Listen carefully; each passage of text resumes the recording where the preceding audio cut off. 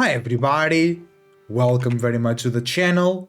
As always here to bring to you a game from KillerPigeon's Midweek Muster season or week 6.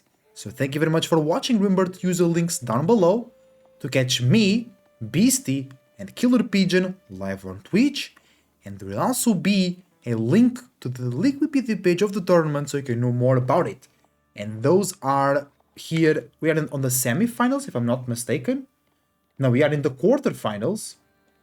So we chilling, we vibing, and we have in the color orange, it's Kiljardi playing as the Delhi Sultanate versus Beasty on the color green playing as the English.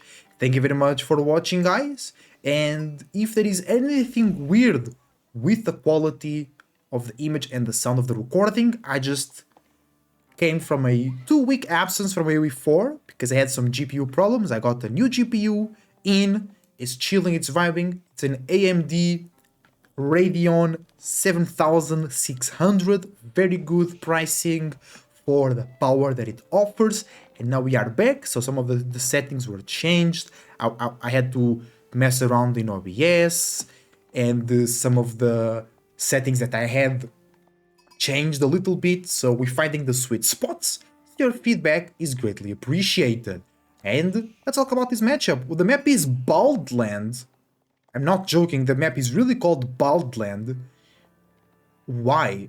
Because it has no hair, it has no trees. Is that the reason? Like, because you can see in the map, we have those two big wood lines and that's it. It's a lot of wood still. Because you have very poor starting wood lines. Look at Beasty wood line, is this and that. Kiljardi is even worse, he only has that. And it's not even covered by the TC. Here, yeah, not even, no, Beasty has that wood line a little bit covered. So that's funny actually. Baldland, the map with no wood. Actually, ain't that kinda bad for both of these civs, for Delhi and English? English loves to go for farms and longbows, Delhi loves to go for archers and ghazis. All of that costs wood. Maybe the goal on this map is to go fast castle, so you produce gold units and not wood heavy units. Actually, my first time casting this map, so we'll see. Shout out to KillerPigeon tournament as well. I know some pro players complain about the maps, but for me as a caster and viewer, it's so cool to see these different maps, right? And like the players that do complain about these weird maps, like we can't be playing the same quote-unquote good maps forever, because in terms even of not just viewership, but even players playing, it will just get stale and boring, because what new maps bring, it's also new metas, new strategies, new civs possibilities, right? And that's, as a viewer, that's what you ultimately want. Well, you want a good game, and you want to see as more aspects of the game as possible, right?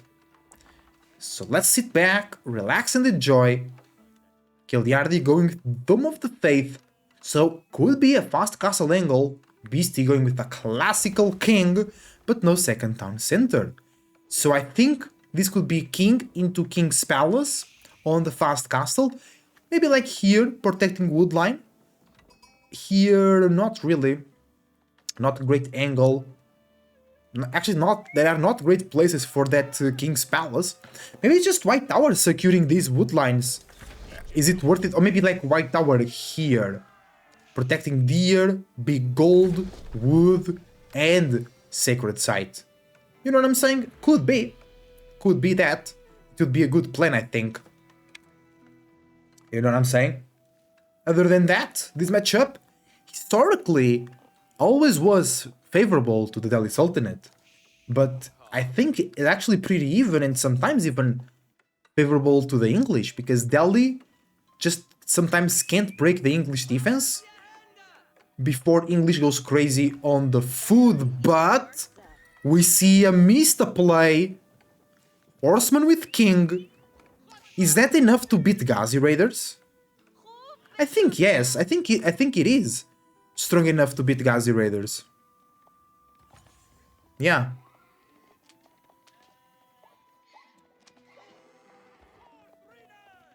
Let's go, King! Chase that scout. Retrieve the sheep for the English motherland.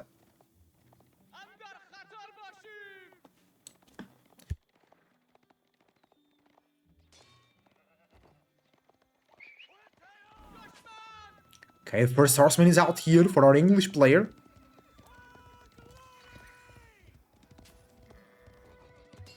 Oh, nice! Beasty killing the sheep. If you can't have it, no, if I can't have it, you can't have it. Are we clear, Kiljardi? First Ghazi out. Wheelbarrow for Beasty. I think Kiljardi already has that. Because it's free for the Delhi, so you can research it on Dark Age, no problem whatsoever. And now Spearman! Nice! It makes sense because they don't use a lot of wood. Going longbows on this map, it's very, very difficult, right? Oh, music bug! The sound sometimes just stop. Faradon.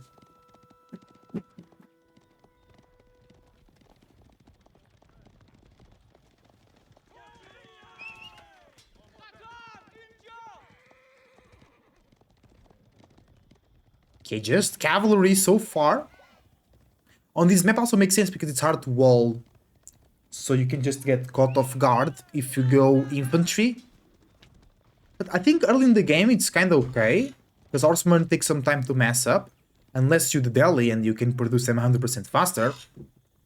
The king will be very useful to help heal. We do see some spearmen coming out for Beasty, maybe to protect the wood line. The horseman from Beasty trying to dive the gold miners from Kiljardi. But Kiljardi pulls back.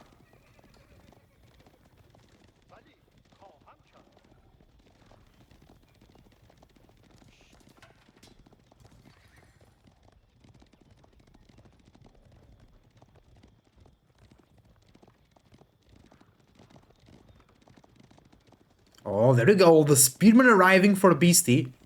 No answer for Kiljardi. Kiljardi has no answer to beat those spearmen. Moving to the berries as well. Kinda exposed, first berries running out. Still some sheep to work with, but not a lot.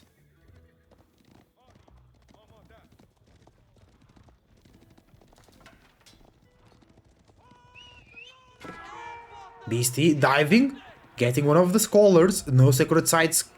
Oh, only 2 sacred sites on this map? Yeah, it is. Right in the middle. Right in the middle. Muffy.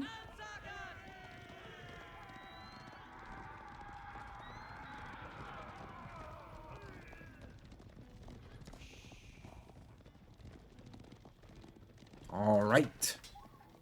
Beasty avoids the confrontation. A lot of Ghazis already. 10 Ghazi raiders versus 6 horsemen. I'm not sure if Kiljardi knows that Beasty has spearmen, or at least a lot of them, because Beasty already up to 9 spearmen.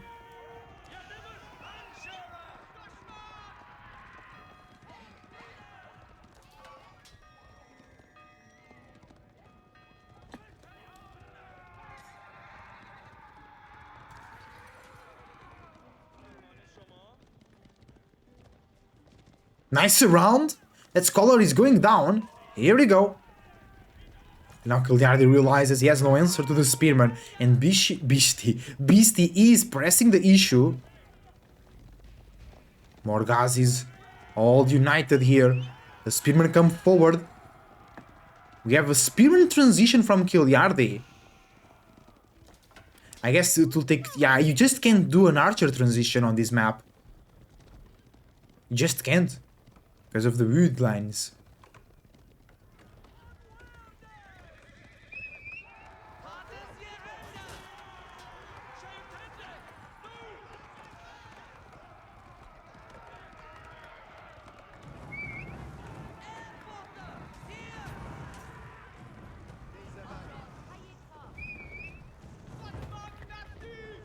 Okay, Beasty, with a favorable engagement, burning down the blacksmith, so no more technologies come in for Kiljardi. And that's a big deal for the Delhi. because the technologies take a lot of time to come through. So killing blacksmiths is actually a huge attack. It's a huge wound caused by Beasty into Kiljardi's military potential.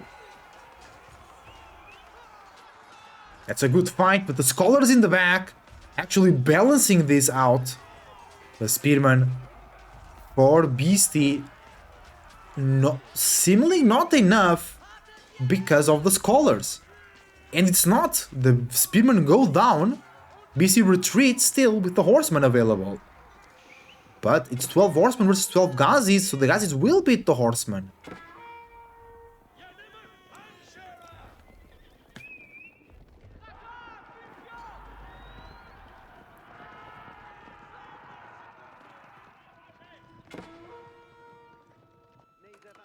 Oh, Beasty finds out the berries, but the villagers safely go into the tower and retreat away. Still no casualties, but Beasty is 2 vills ahead. And no second TC going for a farm transition, almost going to the castle edge as well.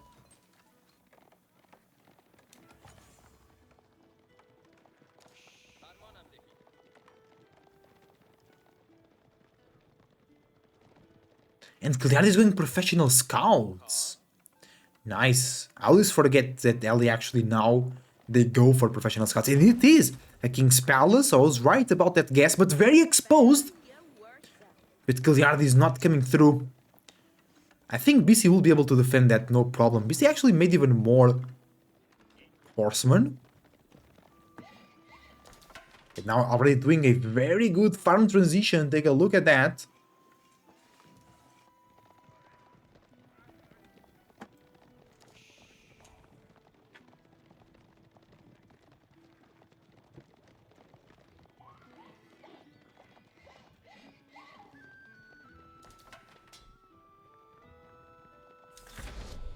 A new age begins for Beasty with the King's Palace. Second TC and farm transition already. I would say Beasty is ahead. Kiljardi is so far from the castle age. Because he was pushed away from the berries. He also had gold in the front, which is not very good for this matchup right now.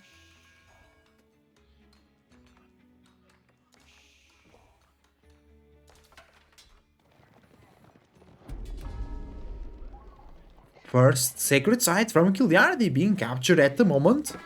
Kinda late into the game. King's Palace will give a huge advantage to Beasty here.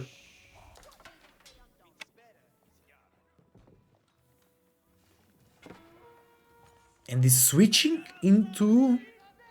No, it's just gonna be some more barracks. Maybe men-at-arms. With a +2 armor.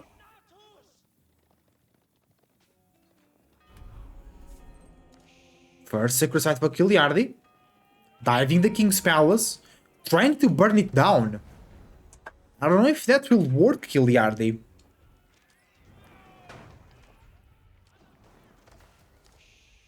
Beasty just moves around with the horseman, still not upgraded.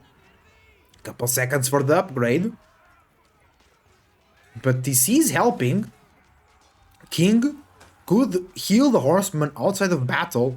So recycle them is very important, but actually good attack from Kiljardi. Beasty wasn't... He couldn't wait for the upgrade, so actually Kiljardi taking a good engagement here. And burning down that King's Palace actually. And Kiljardi has way more units than Beasty at the moment. But also because 7 scholars, so 44 minus 7, it's the real number. Minus 8 actually, because of the scout. Oh, the King's Palace is going down. What? It's actually kind of crazy.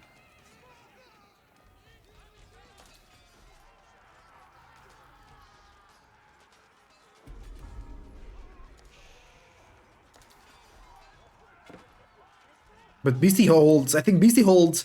He has to repair. He has to repair the King's Palace. It's still burning. Yeah, but the Castle Age upgrades came through. Kiljardi now researching siege engineering. But I think he can't push in feudal because of the men-at-arms now. But he's very close to the Castle Age. Here we go. One sacred site, giving him a good amount of gold.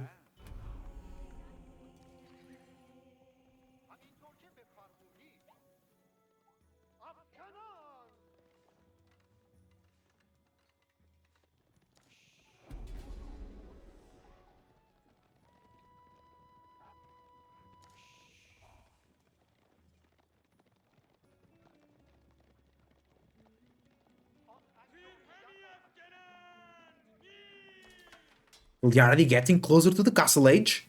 Compound of the defender will be the choice.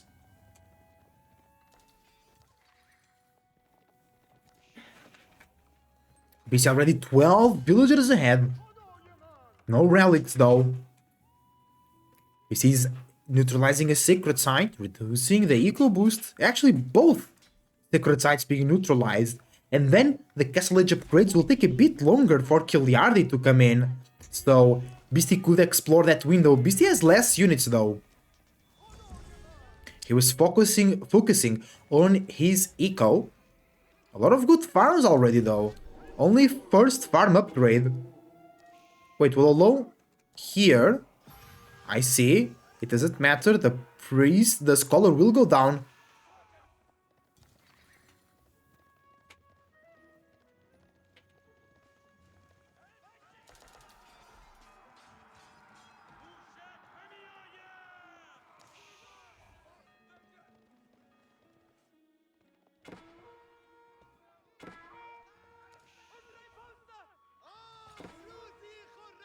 Oh, Beasty was not able to decap that sacred site.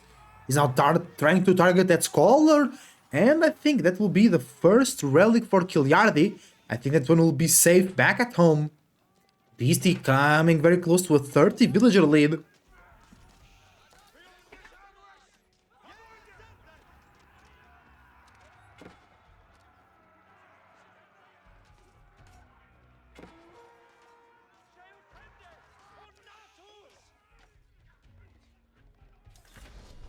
Wololo while falling back. Horseman going down, or no, just not Wololo, just KO'd by the archers. Crossbows being added to the mix. Beasty running men at arms and spearmen versus archers and crossbows. But the wood line is running very, very thin for Kiljardi. Beasty, oh no, the elephants are coming out. But Kiljardi lost the majority of its army. Of his army. I don't think one elephant will do it. It will counter the cavalry though.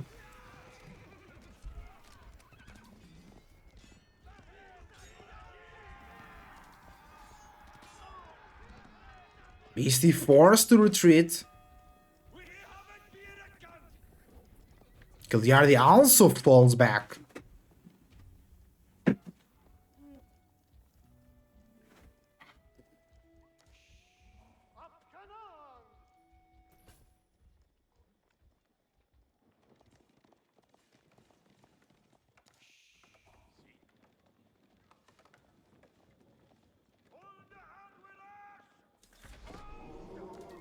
Some distractions will allow. Here we go. Almost converting that man at arms. Almost.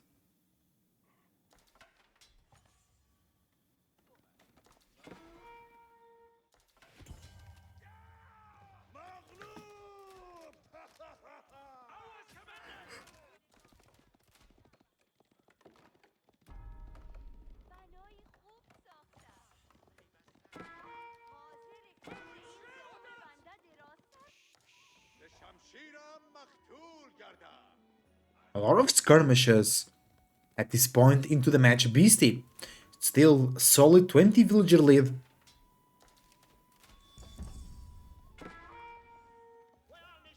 We don't have village fortress. It's coming in now.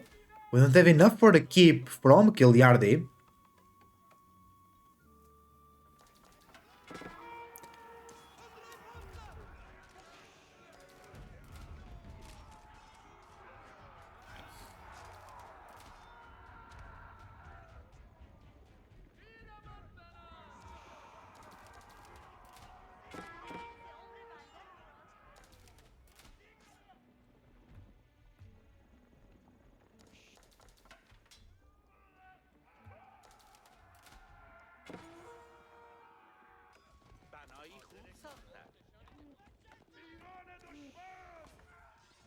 Beasty also changing to his own crossbows. And we just need some English towers on the front line. And then Beasty's army will have more attack speed. Remember, no Tower of Victory, so no extra attack speed for the Delhi army.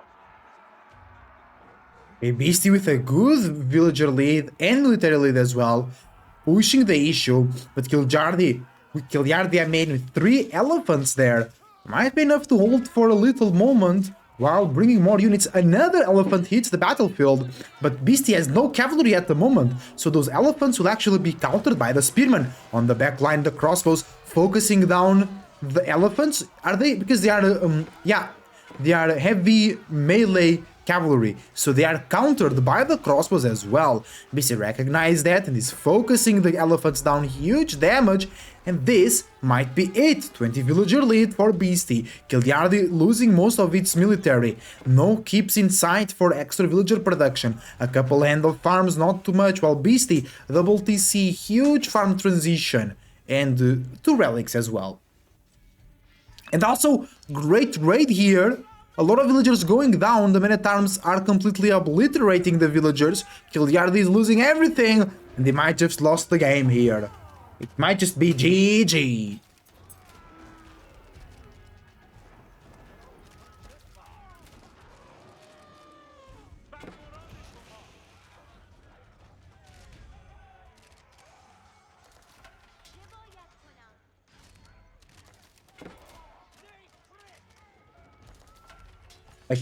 An emergency keep, I should say, it's now being brought up, being built on the base of Kiljardi, trying to hold the waters, trying to stop the flood, but we all know how his days are going to end.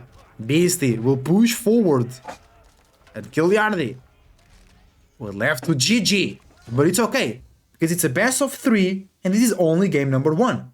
Thank you very much for watching, guys. Leave a like and subscribe. Check me and KillerPigeon live on Twitch. And let's go to game number 2.